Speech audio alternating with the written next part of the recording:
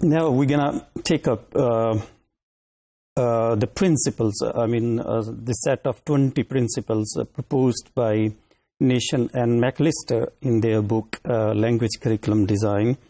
We'll start with content and sequencing.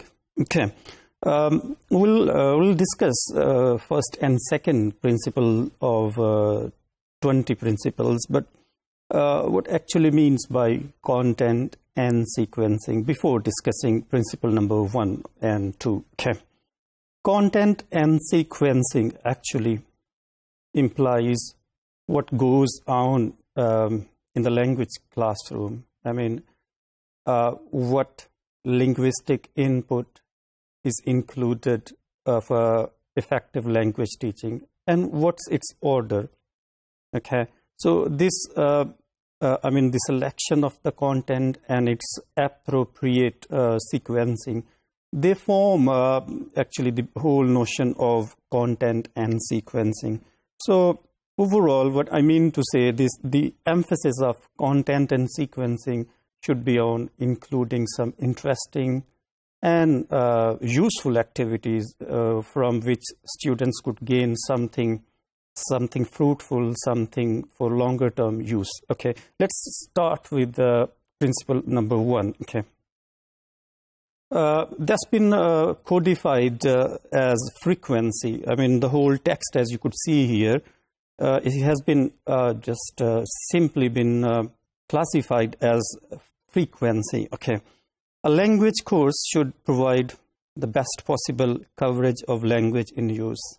Okay, a language course should lay emphasis on introducing language which is very much functional in its nature, rather than sort of general English or sort of rote learning English. Okay, through the inclusion of items that occur frequently. Okay, the question here is frequency, right? As you might remember, we discussed this issue in the beginning sessions.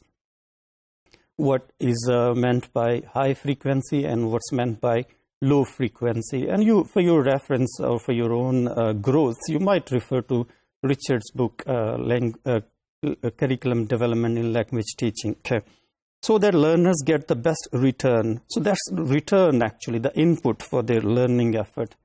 What efforts they put in, whatever efforts are put in for language learning, there should be some input, there should be some return for that matter. So what this principle entails is that a language teacher should ensure teaching of high frequency words and low frequency words as well. Okay. By high frequency items, I mean to say, for example, the word think is bit very frequently used. So the learners should be aware of, its different uses. And the word important or some concrete words like table or chair. So such words are pretty much frequent. And you might remember, West's general service English list includes some key examples of high frequent and low frequent. And you might Google out yourself to look at this element yourself. Okay. And I think it's largely teachers' role to teach first high frequency and then let the learners devise their own strategies to learn low frequency items. So the whole concept here is like including lexical or grammatical structures which are of high frequency nature. Right. What about the second principle of content and sequencing? Okay. A language course should train learners in how to learn a language, okay, so that they can become effective and independent language learners. So as you could see here, like it has been, classified as strategies and autonomy, just to infuse a spirit of independence. Not to make learners, somewhat rote or dependent learners. This emphasizes on, for example, teaching some strategies, for example, which for example, the use of how to use the concept of skimming and scanning for effective reading.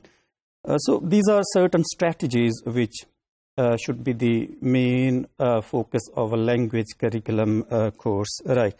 And then, I mean, these content and sequencing principle number 2, like, emphasizes on, imparting some useful input to the learners. I mean, the input which is which can be used in daily life. And then we've got the element of coping strategies. For example, if any learner, outside the classroom experiences any difficulty, so they could resort to some of the strategies which were taught by language teachers in the classroom. So overall, these 2 principles,